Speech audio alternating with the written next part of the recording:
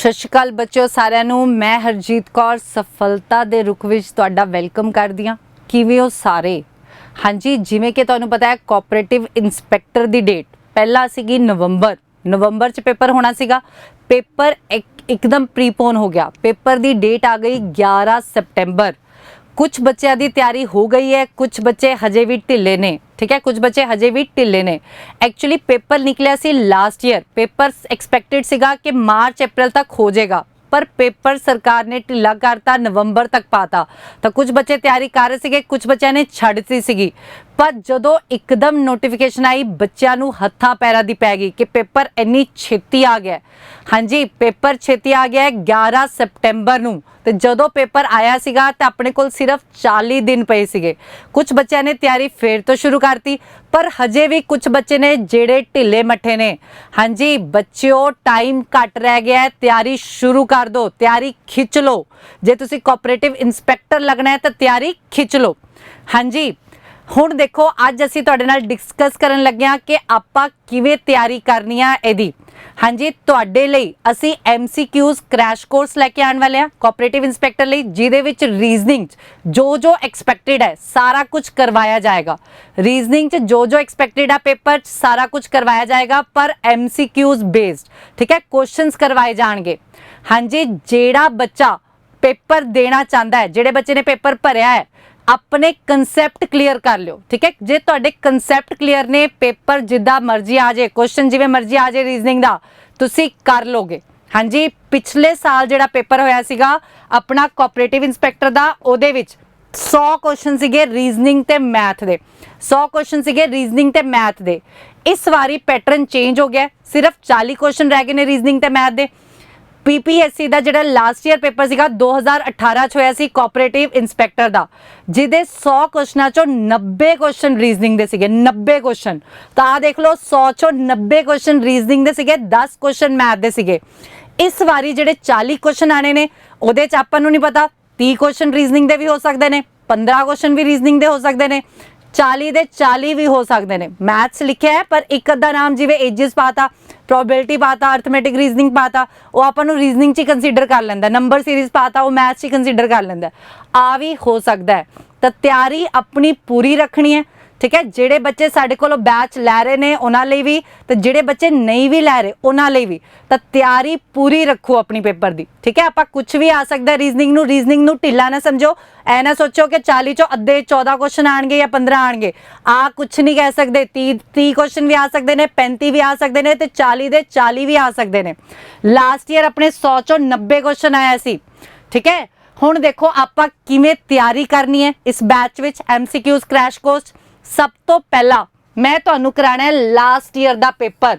हाँ जी, last year मतलब 2018 च होया सी कोऑपरेटिव इंस्पैक्टर दा। 90 क्वेश्चन रीजनिंग दे सीगे। तुहानूं कल्ला क्वेश्चन करवाया जाएगा उस बैच विच, कल्ला क्वेश्चन। हुण जे तुसीं पेपर दिता सीगा या नहीं दिता सीगा, जिन्हां ने दिता होएगा उन्हां नूं पता होएगा इस पेपर च सिटिंग अरेंजमेंट बहुत आया सी, पजल्स बहुत आया सी, एनोलॉजी बहुत आया सी, कोडिंग डिकोडिंग बहुत आया सी। ठीक है, तो सारे कल्ले क्वेश्चन तुहानूं कराए जाणगे। एक दिन लगे भावे 2 दिन लगन। जिवें कि अपनी क्लास आ बैच विच 12 तो 1, बैच विच क्लास है 12 तो 1 घंटे दी है। जे आपां नूं ज़्यादा टाइम भी लग गया तो आपां मैथ वाले सर दा थोड़ा जिहा टाइम ले लांगे, आधा घंटा 15-20 मिनट वाधू ले लांगे। ठीक है, कल्ला क्वेश्चन तुहानूं कराया जाएगा उस पेपर दा। ठीक है, उस तो बाद हुण अपने आ सारे टॉपिक्स ने, आ मैं लिस्ट देती, पर मैं ऐ नहीं कहती कि मैं लाइन वाइज कराऊंगी। ठीक है, अगे पीछे भी हो सकते हैं। हुण अगे पीछे हुण ब्लड रिलेशनशिप आना है, सिटिंग आना है, पजल आना है, कैलेंडर आना है, clock, ranking, number series, distance and direction, alphabet and small alphabet series कराऊंगी, एनोलॉजी एंड क्लासिफिकेशन करांगे, statement and conclusion, alphabet, dice and cube, syllogism, small alphabet series, mathematical operations, course of action, assumption. Non verbal आप बिल्कुल and च करांगे, क्योंकि PPSC non verbal बहुत घट पांदा है। उन्हें सिलेबस च भी नहीं लिखिया, logical, analytical and mental ability. Non verbal जे आ गई तो अपने गलत नहीं होने चाहिए, इस करके अपन नॉन वर्बल करांगे पर बिल्कुल एंड विच करांगे, तो अपने को टाइम बहुत घट रह जाएगा। जिवें अपना बैच 4 अगस्त तो शुरू हो रहा है, तो अपना 4 या 8 या 10 सितंबर तक चलना है बैच, ठीक है। 8 से 10 सितंबर तक बैच चलना है, तो 11 ਨੂੰ पेपर आ, ठीक है। टाइम बहुत घट है, तो तैयारी खिंच लो। हुण देखो अपना पेपर अंग्रेजी च आना है, आ सब नूं पता होना चाहिए। जिवें नैब तहसील का पेपर, तहसीलदार का पेपर इंग्लिश च आया सी, आ भी पेपर इंग्लिश च आना है। कित्थे गलती होगी इत्थे एनोलॉजी ते क्लासिफिकेशन, बाकी आपां कर सकते हैं, इहदे च नहीं आपां कर सकते। इहदे विच अपनी वोकैब वधिया होनी चाहिए है। पर पिछली वारी तो एनोलॉजी ज़्यादा आई सी क्योंकि 90 क्वेश्चन सीगे, इस वारी उम्मीद घट है, ठीक है। 40 चों अपने हुण पता नहीं रीजनिंग दे किन्ने है, उहदे च भी एनोलॉजी 1 या 2 आने की उम्मीद आ, ठीक है। उहदे च वोकैब दा रोल पै भी सकदा है, नहीं भी पै सकदा, ठीक है। अड़दे कित्थे एनोलॉजी, क्योंकि जे पेपर पंजाबी च होए तो बच्चा पंजाबी च वेख लैंदा, ठीक है। हुण देखो अपने नैब तहसीलदार के पेपर च किहड़ा-किहड़ा क्वेश्चन आया होया सीगा। पजल आया होया सीगा, पजल बहुत टाइम कंज्यूमिंग सीगा। कोडिंग डिकोडिंग बहुत टाइम कंज्यूमिंग सीगा। नैब तहसीलदार के पेपर ने बच्चों के धूए कढ़ा दिते सीगे, ठीक है, क्योंकि काफ़ी टाइम तो पेपर ईजी आ रहा सीगा, पर नैब तहसीलदार का पेपर औखा हो गया सी, औखा आया सी। हुण पेपर ईजी भी आ सकता है, पेपर औखा भी आ सकता है, तो आप सौखे तो लैके औखे तक सारे क्वेश्चन करांगे, ठीक है। पजल अपना आया होया सीगा, औखा सीगा। कैलेंडर आया होया सीगा, सौखा सीगा, पर उहदे च बच्चे कई कन्फ्यूज हो रहे सी 48 आना है कि 49 आना है। काफ़ी बच्चों ने आह नंबर मार्क किया है, पर जद कि कैलेंडर के क्वेश्चन च कितना आना सी 49। आप डिस्कस भी किया सी नैब तहसीलदार का पेपर, ठीक है, तो 49 आंसर आना सी।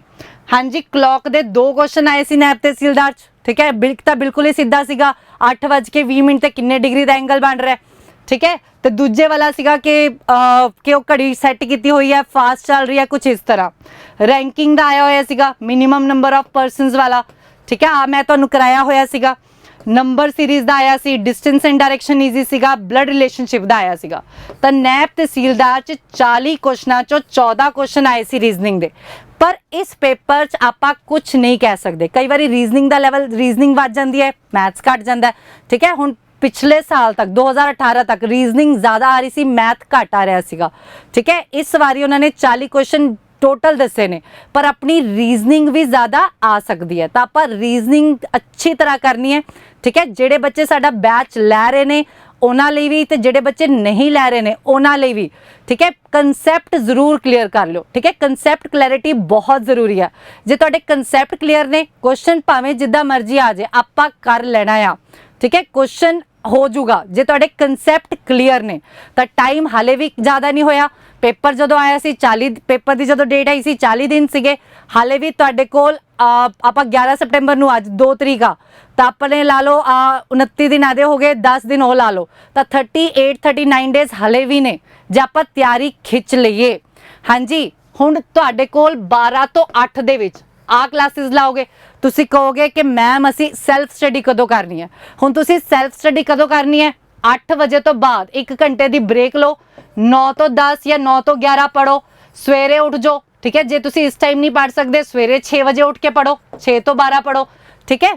जो मैं तुहानू करावांगी, ठीक है, MCQs बेस पे करावांगी, MCQs क्वेश्चंस करावांगी, जो क्लास च कराया जाएगा उहदी PDF तुहानू मिल जाएगी, ठीक है। PDF तुहाडे नाल शेयर हो जाएगी, तुसी वो PDF रिवाइज करके आनी है, क्योंकि मैं अगले दिन कुछ भी पूछ सकती हाँ, उहदे नाल मिलदा जुलदा क्वेश्चन तुसी करके दिखाना है, ठीक है। कुछ भी पूछ सकती हाँ, क्योंकि आ ना होए कि आप अगला करते रहिए तो पिछला भुलते जाइए।